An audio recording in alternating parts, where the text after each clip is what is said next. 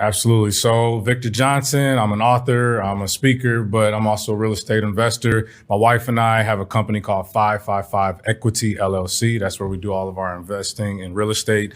We have started buying rental properties, single family rental properties since 2015, all over the country, San Antonio, Carrollton, Texas, Kansas City, Atlanta, and our most recent investment is in Punta Cana, Dominican Republic. We just bought that one. So we'll talk a little bit more about those. But through my journey, I had to clean up my credit. I had to get better jobs. I had to figure out how to get myself together mentally. And we were able to just go from one property to the next and be very unique in some of the ways that we acquired the funding for those. Of course, we had our own capital to get going, but sometimes you don't want to put all your money into a deal to make money, but that's kind of what I'm doing. I work for another financial institution here in the Dallas area now. So I'm helping a lot of people that look like me to start investing in real estate, whether it's first-time home buyers, luxury buyers, developers, or investors.